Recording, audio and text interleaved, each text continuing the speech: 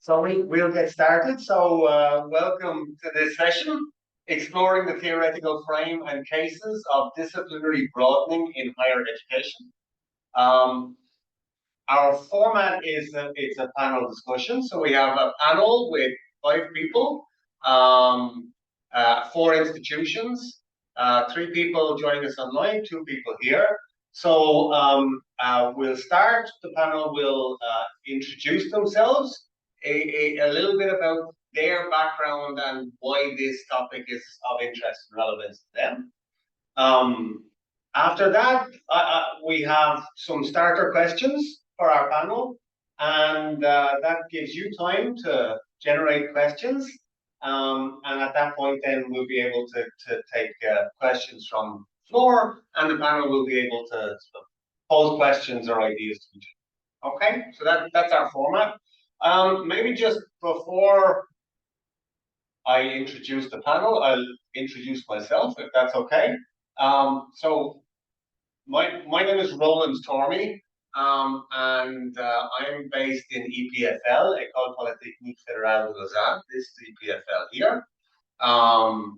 And I've taken the opportunity of being here to also let you know that EPFL will be hosting the CEFI European Society for Engineering Education Conference in 2024 in September. You'll be all very welcome to come and join us on the shores of Lake Geneva. It's a great community for people interested in engineering education.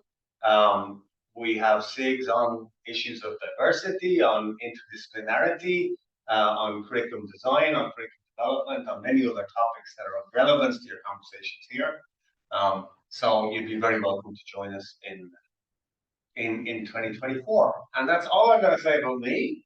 And now I'm going to hand over to our panel. So first of all, maybe we start with Marcelo and Scalorgio, who will present how does your background in research inform the way you think about disciplinary broadening in higher education?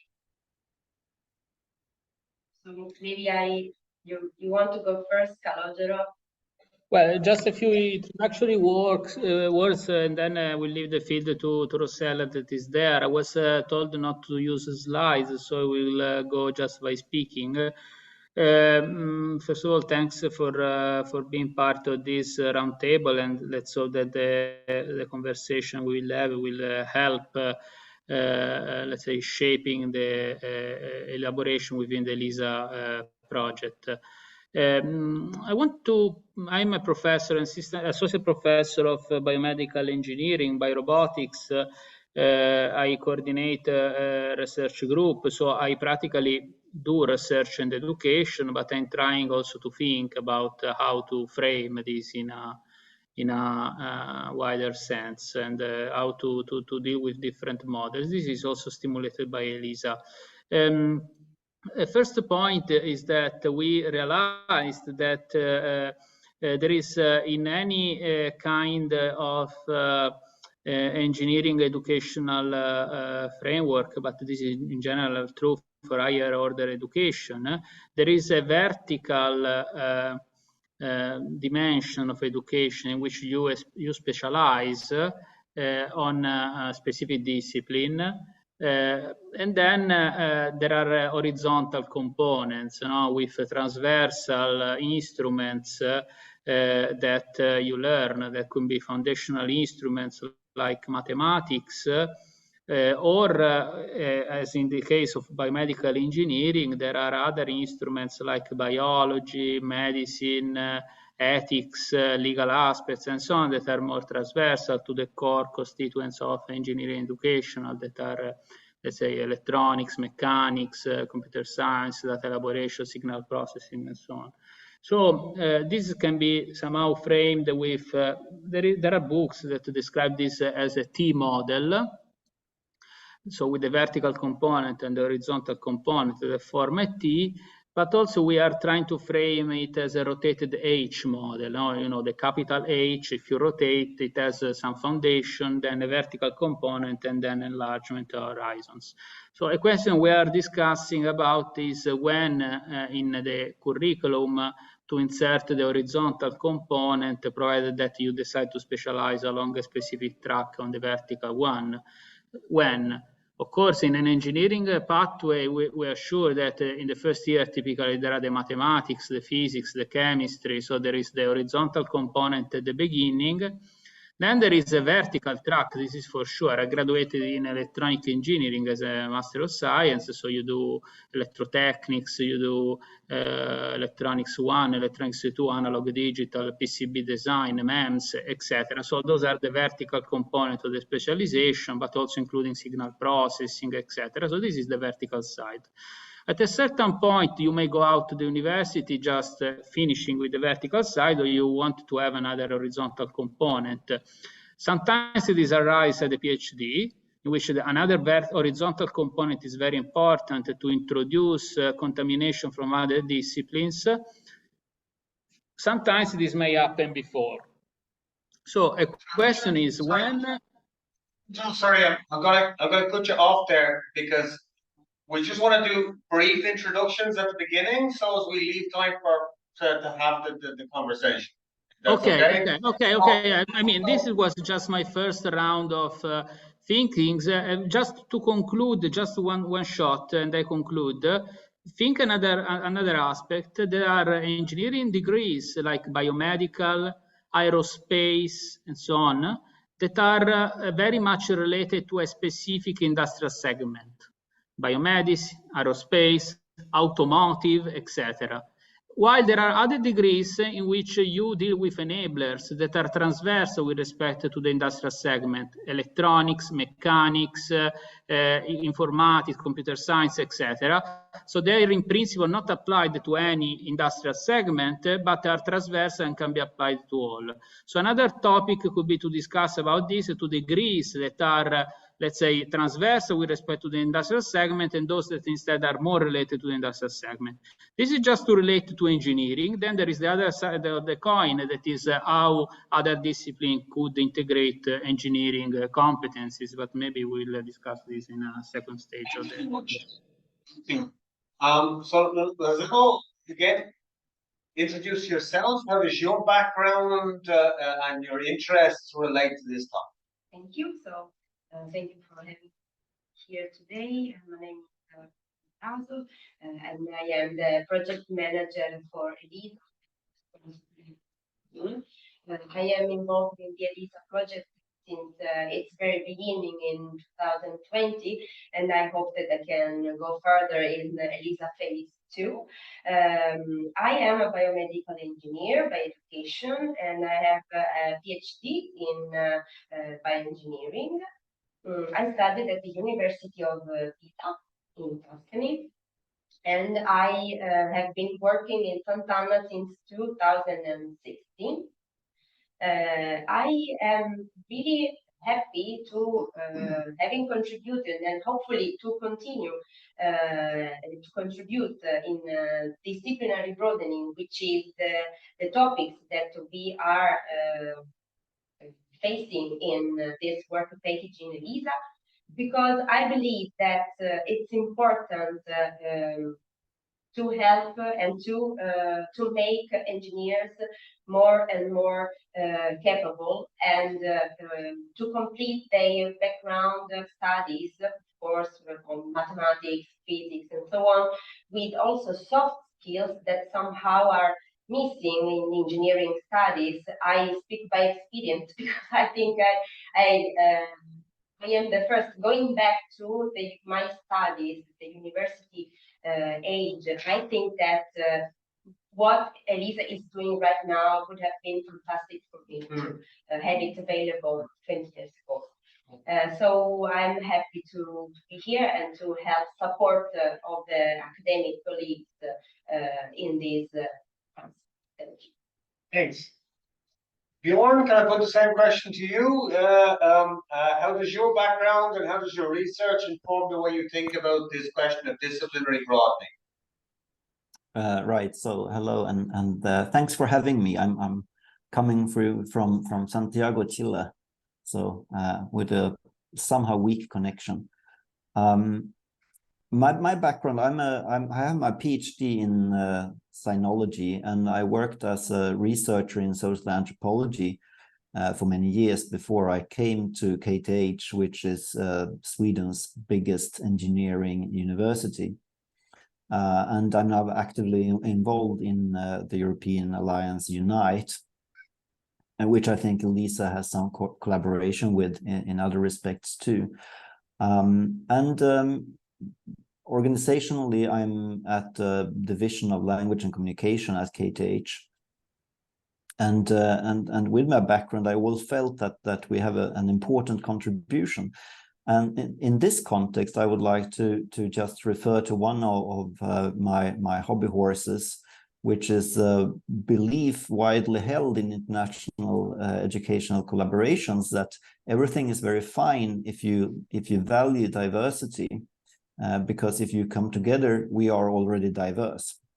So what I've been, and of course, without going into the details, I would say that this is a misunderstanding that has been also shown in research. Good thing won't happen automatically because we come from different backgrounds. But we often believe that. So my work in Unite has been primarily with introducing global competence through the lens of multilingualism and multiculturalism, and we just recently adopted a policy on that. So multiculturalism, and multilingualism to promote global competence learning, both for student, staff, and academic researchers. So that's where I come into this. Thank you. Thank you for that. Aisa, would you like to tell us a bit about your background and research and how it gives you a perspective on this question of broadening disciplinary bases in higher education? Of course. I'm right now working as a quality assurance and assessment policy advisor at Eindhoven University of Technology. So yes, I was a researcher, not anymore, but my background is actually a material science engineering, but my PhD is about the quality assurance and also accreditation systems in engineering education. So related to this topic, I think a little bit broader context, as an umbrella topic is quality assurance or quality in education, which I think all the general aim, we are aiming for that, to increase the quality in education, to be able to, in terms of the approaches and also in terms of changing the mindsets according to the needs and requirements. So there are so many researchers are going around, and also to be able to assure this, that we are having that vision in our education, we have to have a system which is quality-based. We are all dealing with this, both internally and externally within our institutions and universities. So my contribution to this panel will be about the quality culture that we need to have in our institutions and the quality systems, probably. Yeah, I think for now, I can make it short so that we can talk more for the later on. Excellent. Thanks very much. And Scott, do you want to introduce yourself? Yeah, I'm not particularly going to use some slides, but I'll keep it short.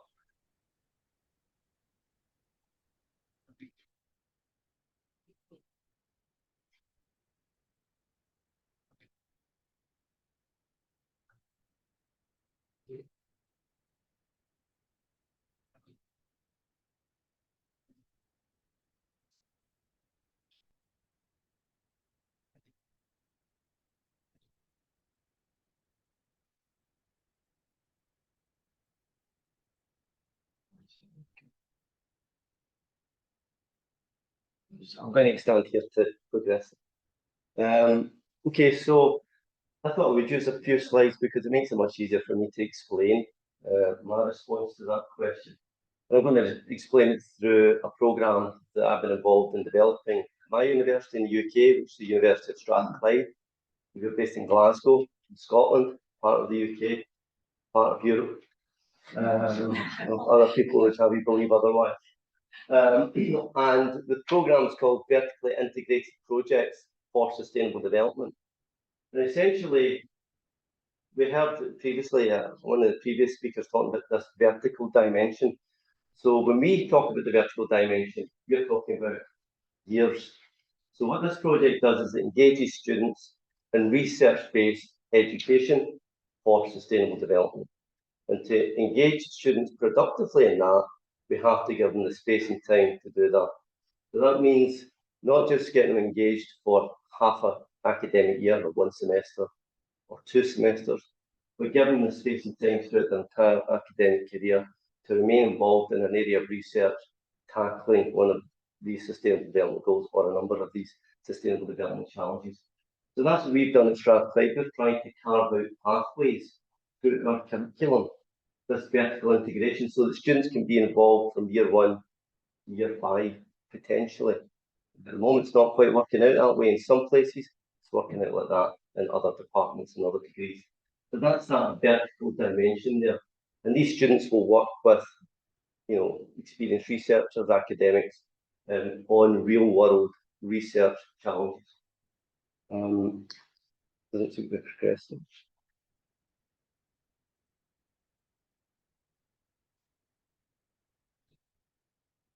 There you go. So that's your vertical dimension there. We've kind of got it reasonably well in place in my faculty, the Faculty of Engineering. But what we want to do is then expand that to other faculties, or other 3 faculties: Humanities, Social Science, Business School, undersized faculty.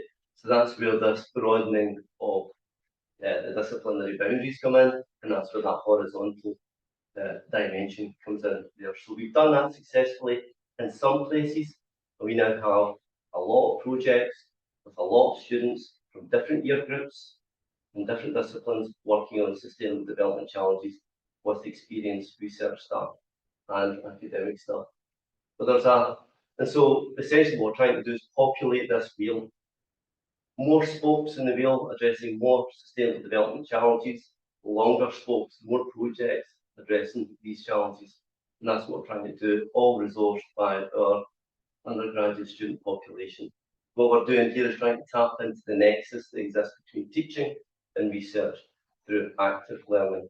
So research-based education for sustainable development, also good for employability, prospects, competencies, also good for internationalization, all of these things.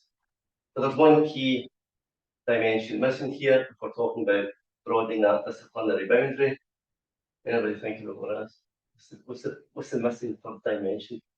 Sounds like a question of the meaning of life. International. So there's a clear international dimension here. So in another world, we could have an EELISA community with their own VIP programs across that community, all operating together in a coordinated way, collaborative, online, international, intercultural learning, students getting that international competency and intercultural competency as well, all working productively together. And just finally, there is another consortium that exists, and that is the VIP consortium.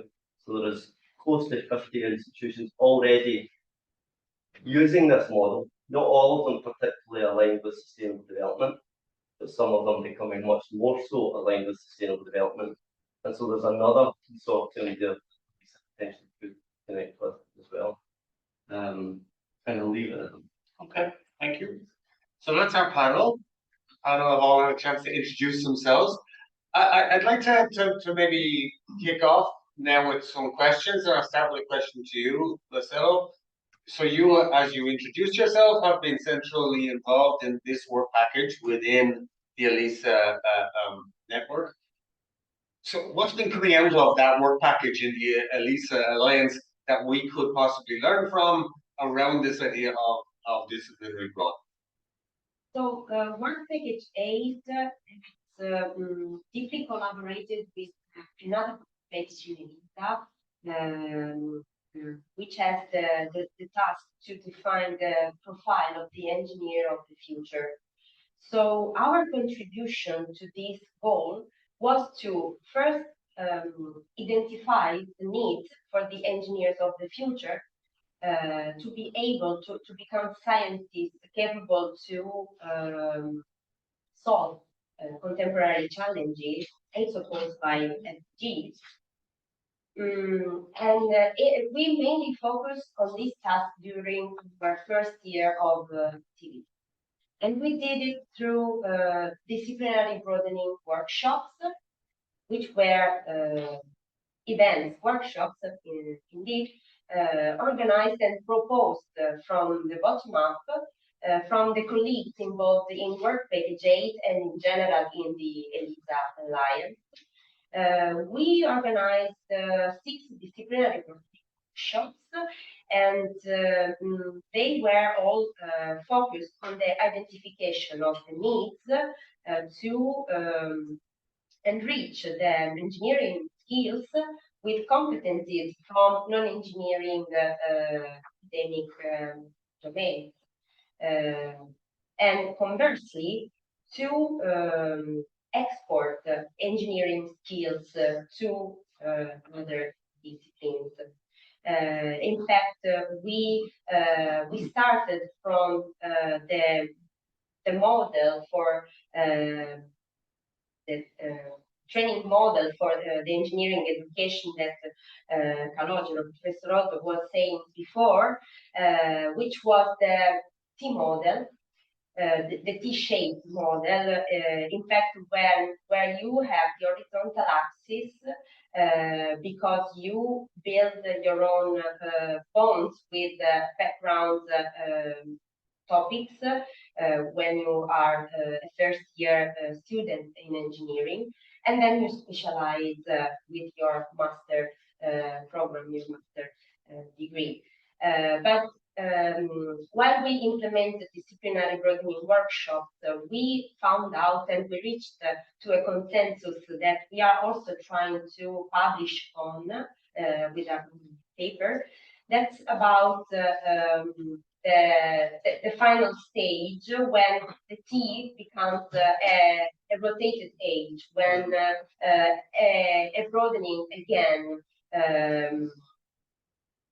is useful to complement engineering competencies from other disciplines. So background, specialization, and then broadening to other disciplines. And of course, the debate that we carried out during the disciplinary broadening workshops were about not only which skills, but the right timing to have to go through the 3 phases of the rotated H model. And then at the end of this assessment of identification phase, we approached to a design and implementation phase of multi-skilling pilots, which we in ELISA and Work Package 8, we believe that are the instruments to put in practice what we have found thanks to the disciplinary broadening workshops. And so we are in the stage of the implementation of such pilots. We have some activities going on. In particular, we have one pilot aimed at establishing a joint master degree that maybe Calogero would like to speak in details. So if you want, Calogero, I pass the floor to you. No, but please continue. I mean, I had already a very long introduction, so that is fine for me. You can continue. Maybe let's pass the floor to other colleagues in the panel. Yeah. And so during our activities in Work Package 8, we also talked about the opportunity given by this first conference to organize this session with the goal to reach out to other alliances, other projects, other realities to exchange opinion, to exchange best practice. And I think that we are really on a good track today with the colleagues participating in this session. So that's all from my side. Thank you. Thanks. Bjorn, can I give a question to you? Your work, you focused on this concept of global competence learning. And I guess that's a particular way of thinking about this notion of disciplinary broadening. Do you want to tell us a little bit about how you understand this concept and its relevance for our students? Yeah, sure. Without going too much into the history of it, you could say that global competence grow out of the notion of intercultural competence, which grow out of the notion of intercultural communication, which grow out of a post-World War II American need to understand the world in a way. And what's been added on, we are not in Unite or me personally or academically following the OECD definition of global competence, but it's one of the most widely spread, at least in the European context. And on what it does, importantly, I think, is that it's to the capacity to understand and interact and communicate appropriately and effectively with people from different backgrounds. It adds on that we should work towards sustainable development. And in fact, as I'm sure you know, that global citizenship is one part of the indicators for quality education in the UN scheme of things. And I think it's sorely needed. We have traditionally we know that more and more teamwork is being done, usually at the technical university in the last few years. And everyone seems to agree that it's increasingly important and extremely important that our graduates are able to work with people who are not from the same disciplines and who might not be engineers and so on. Everyone is in agreement with that. But we don't hire their teachers for their qualifications to teach this. And I guess in the same spirit as a lot of teachers, at least in my vicinity, feel that sustainability is a concept that's been pushed from above, and they are not hired as sustainability experts. They are hired as experts in computer science or math or chemistry or whatnot. And even more so if you talk about the need to understand people as cultural beings and understand themselves as cultural beings. That is like,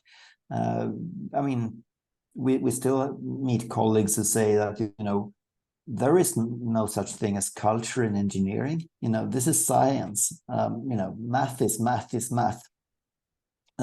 So there is a long way to go, I think. And still, I think that it's important that we integrate this thinking.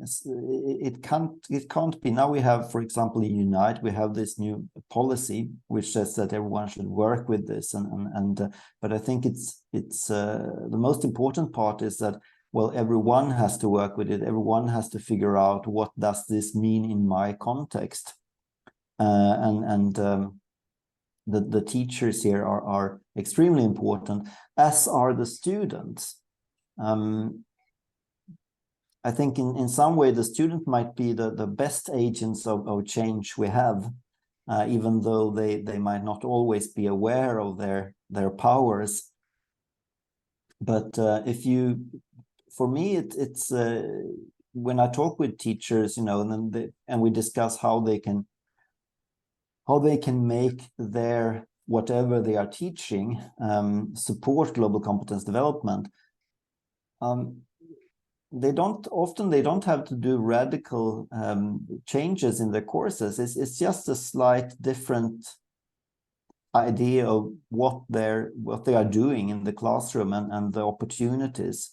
Because if we think of cultural diversity as an asset, we already have that in the classrooms. There is so much in each and every classroom when it comes to diversity. And I think when it comes to internationalization efforts like these European university alliances, we do, of course, tend to be in our thinking a bit obstructed by nationalities, because it's so easy to fit people into, well, these are the Turkish students, these are the Indian students, these are the British students, and whatnot. And we see that as a sign of diversity, while often we simplify things and stupefy things. So I think that teacher education is crucial when it comes to implementing any sort of change in the curricula. And when you want to, and of course Sweden has an advantage in a way, because we have this this idea that all university teachers should have the equivalent of 10 weeks of teacher training in higher education pedagogy. So we have that edge. And you have to have that in order to progress in your career and so on. Then we can introduce stuff. But I think that it's crucial to explain to teachers what the extra effort that we are asking them to contribute, what that can help them do, how it will benefit them. You have to give them what's in it for me. And of course, best case scenario, they can figure it out themselves. And in the same vein as I think that it's pitfall to think that good things will happen if you just bring a lot of different people into the same spot. You need scaffolding, and you need some sort of structure to support global competence learning, or whatever name we would like to call this, of course. And the same, of course, is true for teachers. So within Unite, the next step for us would be to, because there are few people dealing with this, and so you need this sort of policy documents, and you need handbooks and good examples and stuff like that. And of course you need workshops or interactive material online, and so that's the next step for us, to develop stuff like that. And it's also I think it's an interesting challenge within European University Alliances, because we come from different organizational settings, where if I take the issue of language, for example, the Unite, we have universities from Sweden, Finland, Germany, Austria, Spain, Spain, Portugal, Italy, and the language situation is radically different. In my university, the big challenge is that we mostly recruit internationally when it comes to PhD students, and also qualified teacher and researchers. So they are hired not speaking Swedish, which means if they are teachers, they can't be put in undergraduate courses, and they can't really integrate in Swedish society and contribute to the societal discourse on things with their knowledge.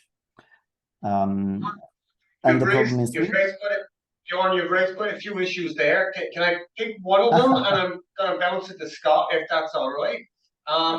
Sure. So, thanks for stopping me. So I was just picking one of the issues Bjorn raised there. He talked about this notion of sustainability and sustainable development. And it's not always the reason people are brought in. I know this is an area that with your vertical projects, that the focus is on sustainable development. But one of the questions I have is, it's a little bit about the way in which engineering schools often think of their role in sustainable development, which is that they often think that their role is to solve the problem of sustainable development. Now, as a sociologist, I spend some of my time saying that part of the difficulty is that engineering schools are part of the problem in sustainable development. And engineers don't always like to hear that. So while they say so while engineers say they're very interested in disciplinary broadening, sometimes it feels like that's only true if I'm helping them address the questions they have, not if I'm asking them to think about different questions. Now, Bjorn talked about teacher training as being part of the solution. How do you deal with this problem about who defines the question, who defines, what we're going to look at and the problem? How do you address that in your projects? Well, the first thing you would say is that I pretty much agree with almost everything you said there. And I'm an engineer. So I think that a lot of that comes from the way we taught engineering in the past, which has been very prescriptive. So we very often, and we still do, give our engineering students a problem, and their sole focus is on providing a solution. And I think what we have to do more of now, and I think that in education for sustainable development, particularly embedding ESD in engineering education, is about shifting much more of that emphasis to the problem and making the students realise that as engineers, we also have a role in defining and understanding the problem and understanding the need. And so a practical example would be all of our first year students. We have a module that is actually run by, it's in association with Engineers Without Borders, which is a UK charity, also based in the US, I think, Australia as well. And every year they provide a very comprehensive design brief based on a real world community, often in the global south. First time last year, actually, interestingly, first time there was a community from the global north, which happened to be on the other side of the River Clyde, from where the university is based. Also, where I was brought up as a kid, but as a very disadvantaged community in Glasgow, and a lot of social deprivation there. So it made the students realise that sustainable development doesn't just relate to Africa or the global south and developing countries, but it's close to home as well, and the challenges that go along with it. And the main takeaway from that, engaging students in our project, there's lots of information about the community. They don't have the privilege, unfortunately, to connect directly with that community, but they're getting lots of information about the needs and the wants, and the challenges faced by that community. And the real objective of that project is not for the students to design an app at the end, they'll come up with a concept design, but in arriving at that concept design, they realise that they have to go through a kind of design thinking process. The very start of that design thinking process is empathy. And they have to understand and empathise with the needs of the user. And I think that what it will do, hopefully, if we can bring more of that into engineering education, and I think that that quite aloof attitude that you alluded to there from engineers, which don't to stereotype engineers or anybody else, but it comes from somewhere, and I think that will hopefully disappear, and the engineers will understand that in actual fact you can't just solve things through engineering level. You need an orchestra of different disciplines working together in concert, and engineering is just one of the players in that orchestra. It's not a conductor, it's just one of the players. And I think we're talking about cultures, it's a cultural shift in engineering that we're trying to achieve, a cultural shift in engineering education. And like most cultural shifts, they don't happen overnight. They usually happen from the bottom up until the top buy in, and then they start to pull the bottom up, give them a bit more support. And I think that that's the way it'll probably be going forward here as well. Actually, can I bring you in on this question about changing the nature of our programs and whether that change is kind of bottom up or top down? We've heard at different times that the students are often the key resource in terms of changing things. You're working within the quality management system now, which might be perceived as being kind of top down. How do you see the role of the quality management systems and quality management approaches in affecting the kind of change we're talking Okay. According to, I think Björn made a good baseline for me that I can speak up about sustainable development goals, which one part is the quality in education. So this is bringing that, okay, some new approaches are needed for the teaching and learning approaches, for the mindsets and for the other things. So one of them is that makes us think that, okay, how are we going to achieve this with the students and also the teachers that he has mentioned? But it's not stopping with that. Yes, you are mentioning it from the top down, but also I'm making it from top to the bottom and bottom to the top at the same time. So to be able to have that awareness and also that, okay, it's important for us and see it as an added value, actually. We have to use this wording in these kind of things. So I'm thinking that, okay, this is how we are shaping our education visions, actually, to be able to make it, okay, what kind of tools or assessment ways or methods that needs to be included in our curriculums to be able to achieve these goals. One of these broadening these disciplinary things, we can call it interdisciplinary, multidisciplinary, but also within our institutions or between the institutions. So it's really different, but new approaches are needed. So I don't know, most of you familiar, of course, with the CBL, project-based, problem-based, or these different approaches, but these are also leading to solve these kind of topics that you are mentioning, to be able to bring together a different perspective at the same page, and also to make it workable also from their side too, to say that, okay, this is happening, but how are we going to assure them actually? Because this is something that, okay, we are trying to shape our education with different techniques. Yes, teachers are important, students are very much important, but the point is that we have to gather around all the stakeholders, which will take place in that. So I think with this, what I want to mention is that a culture is needed in this to have these all different perspectives. It can be sustainability, it can be another thing, it can be covering all these sustainable development goals are mentioned under the report. But this is something that you can call it culture, quality culture. It can be also on the different stages of the cultural things, but it needs to be there to be able to that awareness. So from the TUE wide, now we are trying to shape it actually. It is also related to some accreditation needs, but it's also happening is that, okay, we are now searching at the department level first, okay, how you are handling the culture, the quality culture in your departments. From both, we are now interviewing the teachers, the students, the program directors, the level of the management team, I mean, it can be differing in your institutions, but trying to learn apart from the general and standard, the cycles that they are following, we are all following, internal and external ones, but apart from them, how they are achieving this culture within their department. It's an important awareness. We are calling it awareness or the responsibility or whatever, but the point is that as a general definition, we can call about the quality culture that we need to have. So I'm not saying that it is an easy thing.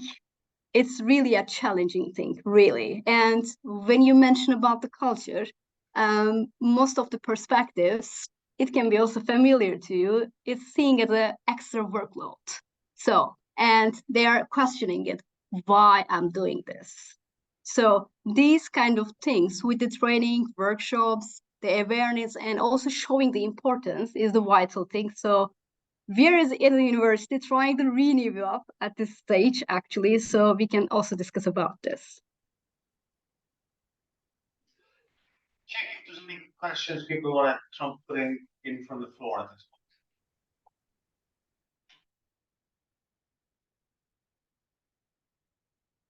point. Yeah, I think this would be say something. In terms of quality assurance, I think another really important aspect of quality assurance in this is it legitimizes this effort as well. Because what we realise, if we're going to do it properly, then we need to treat it the same way that we treat all other aspects of our education and helping. We have quality assurance measures and processes, procedures and guidance in place for all of these things. And so we need that for education for sustainable development, or teaching global competency, or interdisciplinary teaching. we need it in place for all of these things as well. And I think that the staff see that. If it becomes more ubiquitous that everywhere they look in the guidance, look at the politics, and they see it there, then it becomes legitimised. Because for a long time, education for sustainable development, and a lot of these things we're talking about have been an adjunct, add-on, extra, a luxury item. But only the staff who have the time, the information, and the interest are prepared to get involved in. But these are the people who start the bottom-up movement. So they are important people. But we're going to bring the people who aren't such low-hanging fruit along with us. Then, you know, we need to provide that enabling environment for them to engage, which means training. It means providing, sharing good practice, the best practice. It means providing the quality assurance processes, etc., that they need to make this happen. So yes, I think quality assurance is, for me, it's absolutely key to all that's happening, but that needs buy-in at an institutional level for an institution to really engage and make changes to its quality assurance processes in order to mainstream, which is the way the word I like to use, mainstream education.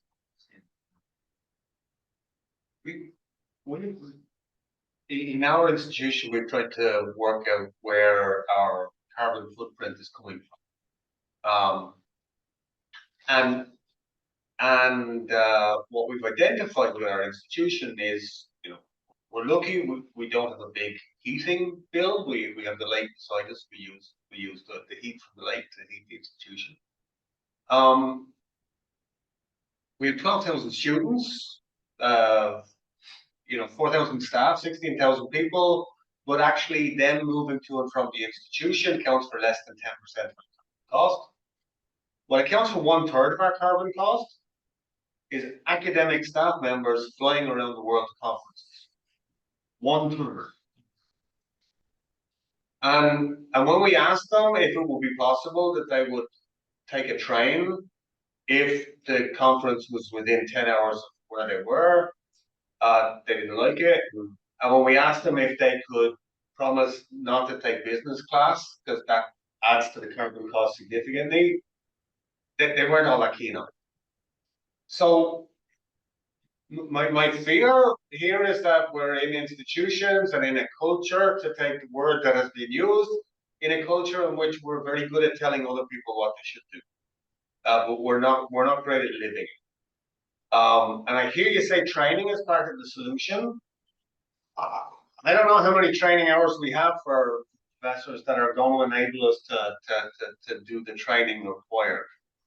So it sounds to me like what you're all describing is a really hard job, and yet I kind of get the feeling that you make it sound like it's easy. So you know, how can we achieve this extremely difficult task? That's a question for all of you, because it doesn't seem to me to be quite as easy as it sounds. But it might not be quite as difficult as you think it is what I said that as well. But I'll let other people speak. I'd like to have a go at responding to that fiendishly impossible question. My apologies.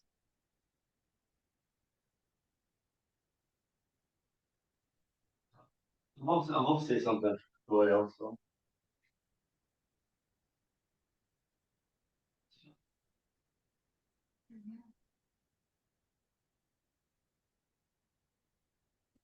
Maybe It's a tricky question. Let me rephrase the question. What gives you cause for hope? Okay. Really tricky. I think when I first interviewed them personally, because I'm like a project leader of that, things that are going on right now. So I asked them, okay, how do you see it? Can it be implementable? So in practice, and it's just a fake actually wording, right? Culture. So, and when you start digging in, and I try to, of course, give the examples and definitions from the research part, that is to make it much more my background strong actually. But I have to ask them in practice, what do you need? So how are you using the tools, or what do you need more? What are you missing? So we started with this perspective actually, to make the mirror towards them, to be able to check how they are identifying this topic from their side, which it was actually working for now. It was also surprising from our side because it is hard to identify what is needed. Because when something, okay, tell the bad things, so they will be happy to complain about.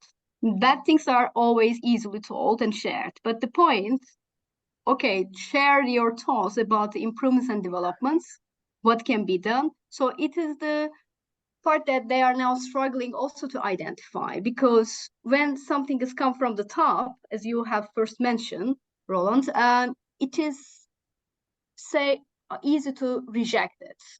But when it comes to their plate, okay, what's needed? You tell us, then let's collaborate, and your contribution is vital because you're an important player here in this game. So now they are trying to identify. I think my hope in this regard is making them, okay, click that mindset now from their perspective, how it can be implemented really in practice, because we need this change, and this change is coming from our side actually at our university. So it is kind of a thing that we cannot escape, but how to do it together.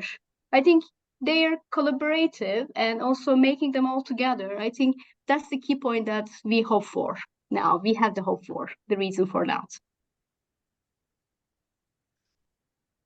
You else want to identify reasons for hope? Bjorn, Marcelo? What gives you hope that we can achieve these goals? Well, some days I don't feel much hope, to be honest. I think that some days you feel that you know the world is rapidly ending itself, at least as humanity is concerned. But then again, you know, what can't we? I mean, what can we do? We have to see each little victory and celebrate that. And I think that there is a widespread understanding that something has to be done, preferably not by me myself, but preferably by other people. But if you can see how it's not an extra burden, but it will bring benefits both on a very, you know, level of the classroom and you know, less re-examination and what have you, but also on a societal level. I mean, I think that's we have all the good arguments, and I think that gives you some hope. People tend to be to a certain degree rational. And it's not rocket science, even though it might be even more complicated. Not sure that was super hopeful, but I think that's where I see it right now. Yes, and of course, you know, sometimes you feel that you are dealing with buzzwords, and we, you know, we all read the latest news about September being the warmest September in all times, and the Paris Accord is you know, up in through the chimney already. But at least, you know, we are talking about, people are concerned about that, and to the extent that we can do a little good, I think that we should feel hopeful that, you know, we are doing the little we can.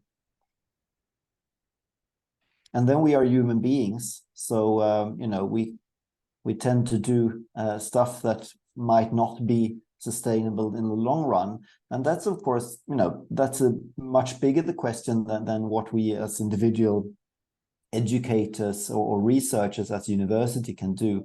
It's a matter of, you know, the whole world economy and the system we are living in.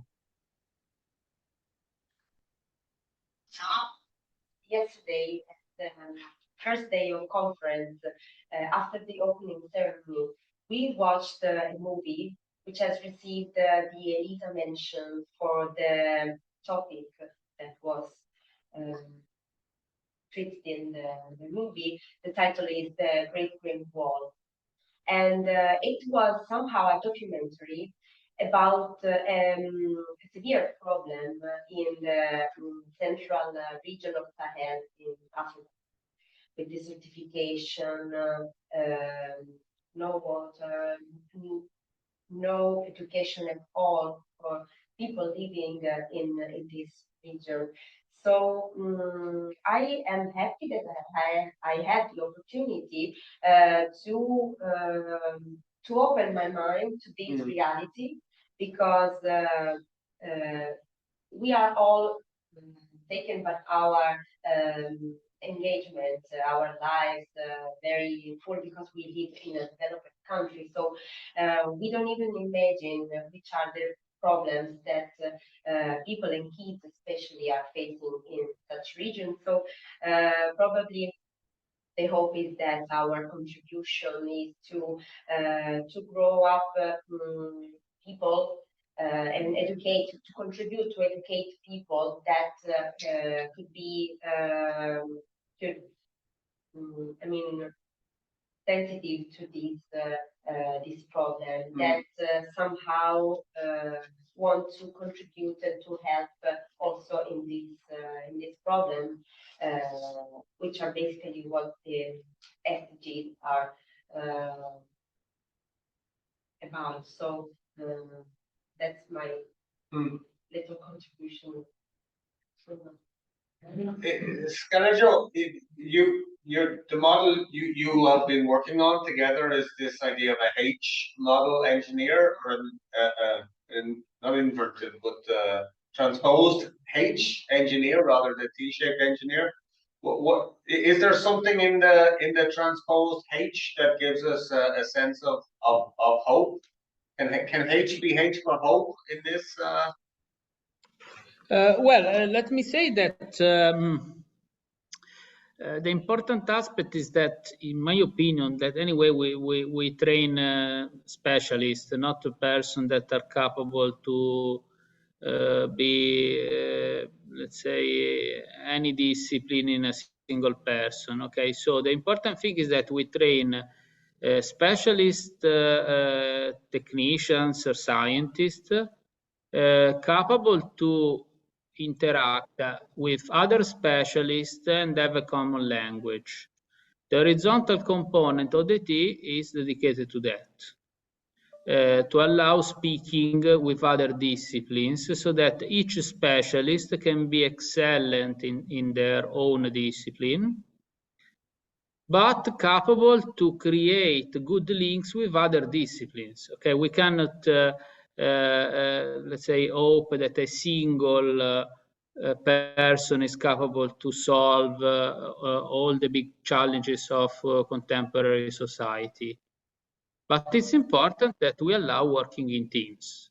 We create instruments to work in teams. So as an example, an engineer that works in the health sector should be capable to discuss with medical doctors, biologists, with sanitary personnel, also patients, to understand the needs and develop technology that is responding to the need and is not responding to the, let's say, blue sky research curiosity of the engineer or the scientist that wants to develop something for a technology push. That, I mean, it's can be fine. We may also allow a technology push and the research of something for the sake of doing, and maybe sometimes will be useful. But in the short term, it's important to be able to create matchmaking. To create matchmaking, we should allow persons to speak on each other. On the other side, I'm not too sure whether to put too much emphasis on the interaction with stakeholders, particularly with industrial stakeholders, whether it's the right way to design new degrees and new curricula. Of course, we have to interact and to get feedback and receive specification and needs. However, Sometimes, as an example, industry wants trained technicians that work for today's challenges and maybe work up to tomorrow's challenges, but they don't think to the day after tomorrow. So we as academicians, we should design the programs so that there is also a critical sense and the ability to self-learn and to learn thanks to the solid foundation that we have, not to the just micro instrument that we learn for today that tomorrow will be old because of the development of technology. You raised the question there in terms of the relationship between university and industry, and I think that's an interesting one to raise in this context of disciplinary broadening. And maybe I'll broaden it a little bit beyond just university and industry, because Scott, you identified working with civil society groups as well, beyond industry. So I'm interested in your experiences with this, about the possibilities. Aisha, I know you have a work in challenge-based learning also, where industries are identifying challenges for students to work on. I know that's been part of your work in Eindhoven. So I'd be interested in hearing from each of you about the possibilities or dangers of university links with industry and civil society in this context of disciplinary broadening. Risha, do you want to be the first to tackle that question? No, I think it was clear from my side. Do you have any answers to the question? Yes, I think he's what Colera. Am I calling your name correctly? Colero? Is it correct? Calogero, but everybody is wrong in pronunciation. It's not your fault. It's not your fault. It's I mean, it's implicit in my name. Sorry, really sorry. What you said is, I think, really right, because they are focusing on today's needs. They are focusing on the needs of from their side, what they're needing. So that's why they're coming to the university side. For example, what's happening at TUE is that you may heard of the ASML, the big industry company, the chip factory that's very much leading in the Netherlands part, and also the world part, is that they're also taking part in the decision making of the university's curriculum too, because they're also making this industry relationship to be able to also shape the education in terms of the needs of the industry too. But the point is that they are wanting, according to their now current needs, and what will happen for the following or the next part of the education is not foreseen from my side too, which I agree what he said. Because from now on, it is, yes, covering. For example, they are offering a program to be open. But the point is that, will it be needed for the further cases too? Or just covering their needs according to the graduates? Or it's always in the master level side that they are offering these programs to cover the needs of from the education side? And that's usually happening. It's a kind of, if we look from the positive side, yes, we are in line with the recent developments of the worldwide problems or the needs. But the point is that, are we sure that we are going to need these kind of things? In the beginning of Colejero talk, he also mentioned that it was actually a good point of yours, that we have to be aware that, okay, how we need to shape it in the way that, okay, it is covering our needs actually. So for the further case, I think good part is yes, but the dangerous part is we have to, I think, balance it in a way that it can be feasible from all of the aspects which I'm seeing it actually in terms of the education. Because when we start calling, for example, aerospace, the medical part that he has mentioned, yes, they are the specific ones. And it can be enlarged under hundreds of different programs under it.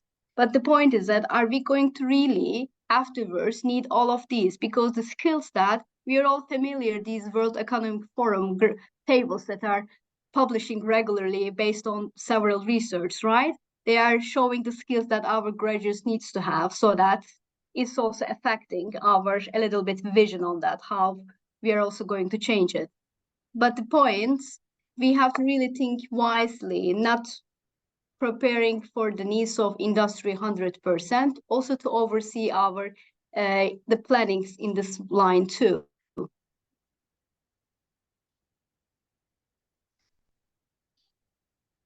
Can you hear me? That's all. The reasons for focus the point as well. In answer to this particular question, I think that there's a lot of benefit to be had. Again, we've touched on there.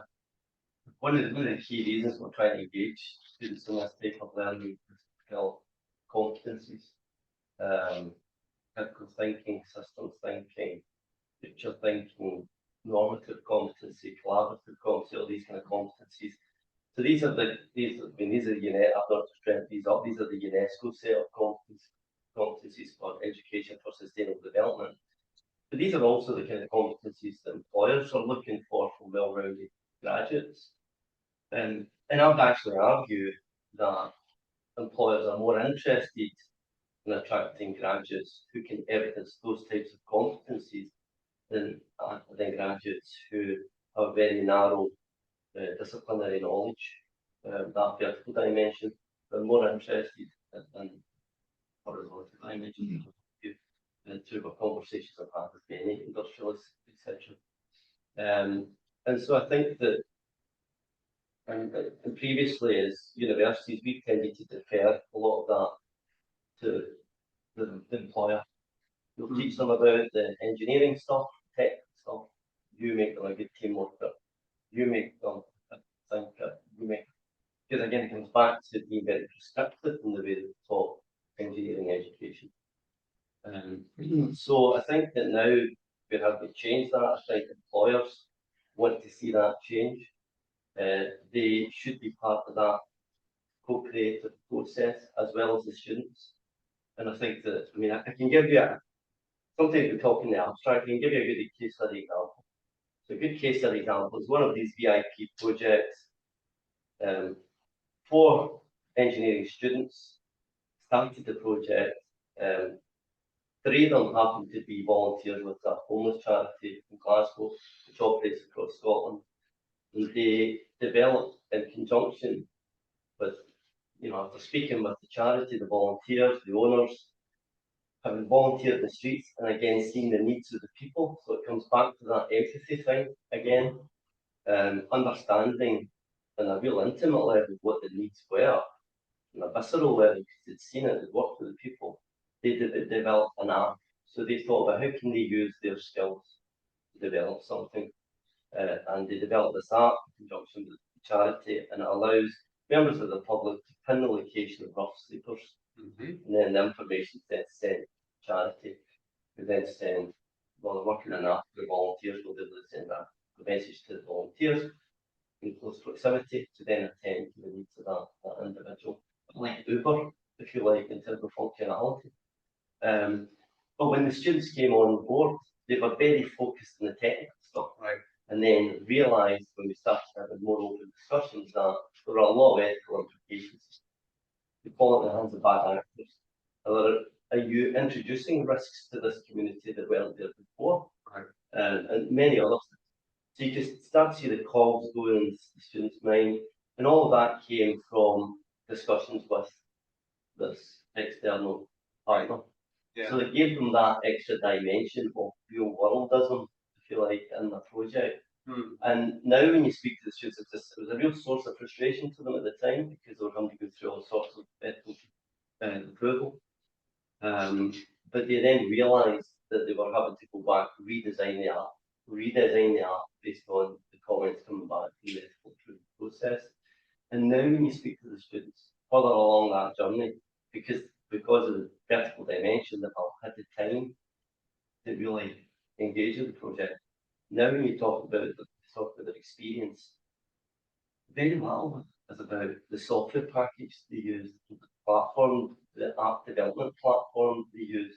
It's about the ethics, approval processing through. It's about, speak to people about data security, protecting the public's data, and think about issues there as well. So understanding the impact. So we asked them to think about what are the other impacts on the SDGs that this app could have.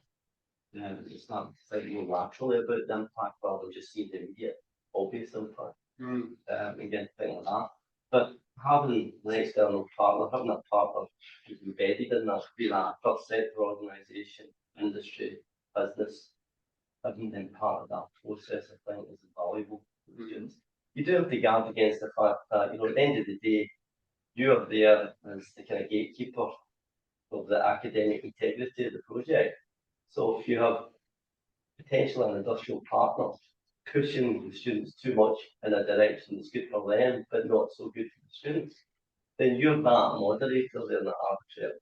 That's part of your role as the academic supervisor there. That's entirely random.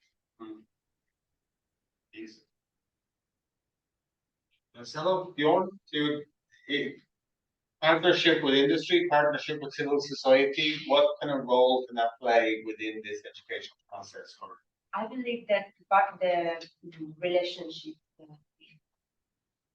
industry or industrial stakeholders in general is benefit. I really don't see difficulties in this relationship. From my point of view, of course, because I have seen strong relationships in my reality. For example, PhD grants funded by industries, because it is a real fact that companies start looking for professionals before they graduate. So I think that industries, industrial stakeholders should play an important role in the shaping of future educational and as far as the problem that they look for, the current problem, they do not look beyond. Maybe if this process is updated continuously, the new curricula can be established. Of course, it is not a quick process. It takes some time, but I think that's something that we can work on. And I don't have any special opinion about the relationship with civil society, but I believe in the importance of professionals such as engineers, scientists in general, because of course we are the people who will who should contribute to the to solve these challenges. So I also believe in the educational role at the university age, and also the further training at PhD level or postgraduate training. Bjorn?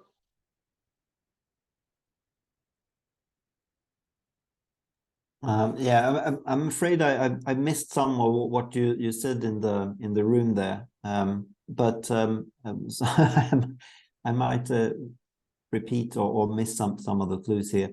But to connect to what I did here, well, yes, I think it's extremely important that you do connect with stakeholders, and perhaps not only the traditional stakeholders. I mean, I share the understanding with Isaac here that when we partner up with industry, they might have more short-term objectives and would like to like produce the engineers they need right here and now.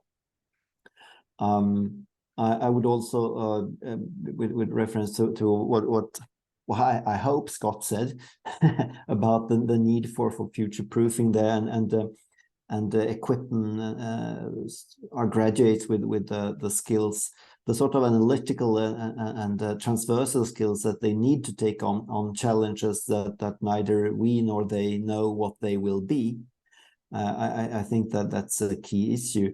And I would be interested in listening to what you say when you hear teachers then say that, all right, that's all very good. I do believe that transversal skills are important, but something has to give. I mean, now we have the problem when we talk with employers and they say that, well, your graduates, they're all very good with technology, and we don't question their engineering knowledge and skills, but they are dreadful at communicating about them, and that's what they are. They will spend 80% of their days communicating about what they do, the 20%. But when you say this and teachers say that, all right, so how do you propose we get this into the curricula? And of course I have my argument that I tend to use, that they will save them time and so on. But I would be curious to hear what the rest of you, how you discuss this with faculty. So we have 5 minutes left, and we have 5 people on the panel. So that means 1 minute per panel member about how do we deal with this problem where we're trying to add more content at the same time as scientific knowledge is growing, and we want to add more content to our programs anyway. How do we deal with this problem of trying to get more knowledge into a defined time? So, okay, in 1 minute. So I think there's a misconception at the root of this argument, and like you, and I've heard this many a time as well. The misconception is that everything is in discrete chunks, because as engineers we like things in discrete chunks, well organized, and that sustainability is in that box, and tough engineering problems are in that box, theories in that box, and what have you. But the reality is it doesn't work like that. In actual fact, I would argue that what we're really saying here is take the disciplinary knowledge, present it in a different way, contextualize it, and present it and engage the students in a way that they can apply it more. So rather than trying to train our students to get a 40% pass in an exam, try and train our students to engage with the discipline in an authentic way, that they will develop and exercise competencies that will be attractive to employers who are part of our market, as is our students, if we think of ourselves as a business. So we should be trying to address their needs, and that's what they want. They don't want students who are good at sitting exams. Okay, well, but just the last thing I would say is, if you do that though, what you do is you inspire the students to a much deeper level of thinking, rather than the surface learning that we're trying to, that we're essentially encouraging them to engage with. Marcelo, would you have a different anything to add to that as a way of trying to deal with this problem of getting more into the defined space? Yeah, to get the problem is what, and I think that's also because it is something that we found out in our package, is that the role the student is fundamental in this learning process.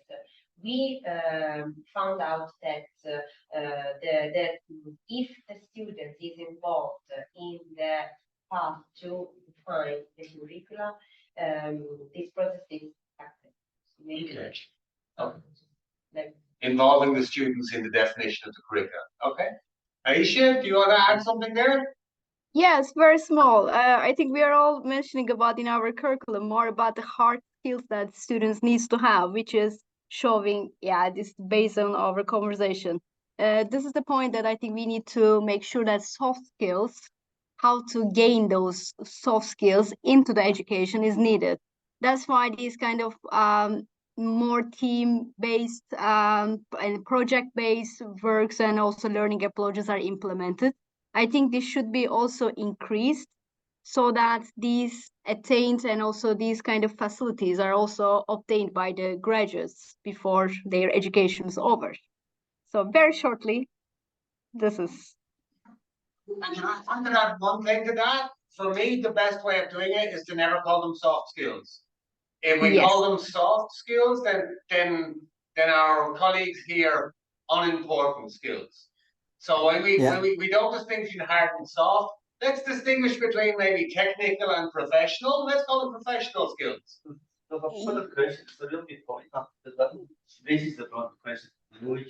Language generally here, things like even when you're talking ESD, mainstream university, you know, a master's in sustainable development in your institution. You got mainstream DSD, then so the language is important. Bjorn, do you have any last thoughts to add on how we can solve this problem you set us? No, not really. I mean, I think that you all have beautiful ideas there. I would just say that because I've been thinking about the soft skill, the concept of soft skills. I mean, I do think that it's necessary to see this as really core competences when it comes to engineering. And then it's a positive side effect that it happens to be core competence in a lot of professions. So it's really transferable skills here.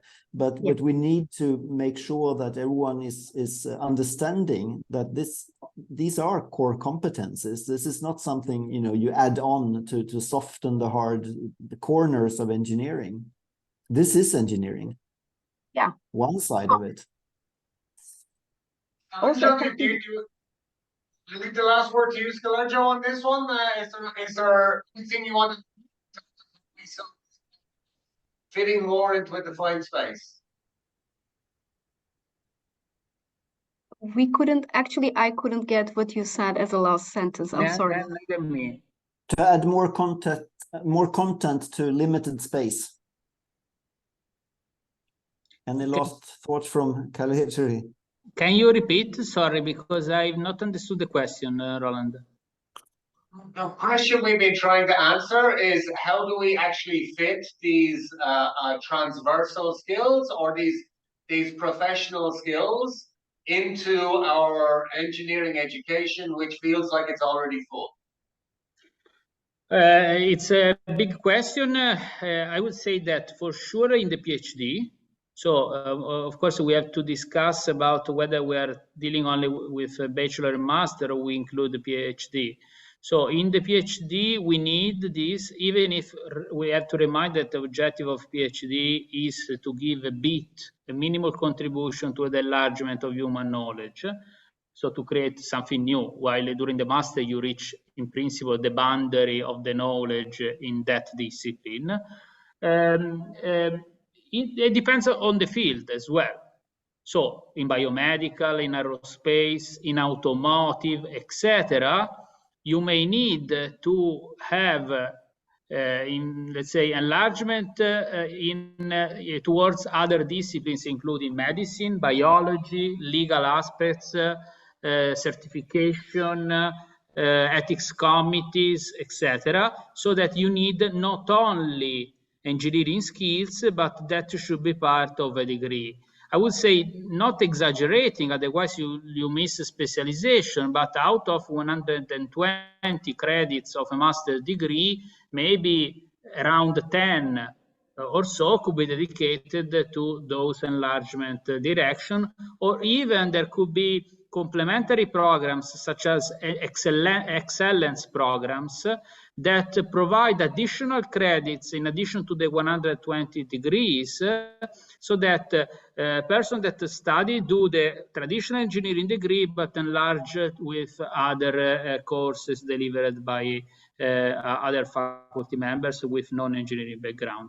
By the way, to conclude, the same should be done, in my opinion, to other disciplines, because as an example, in legal programs, economics, in any program, you need skills in computer science. That is not just the ACDL, the European Computer Driving License. That is something that is very basics.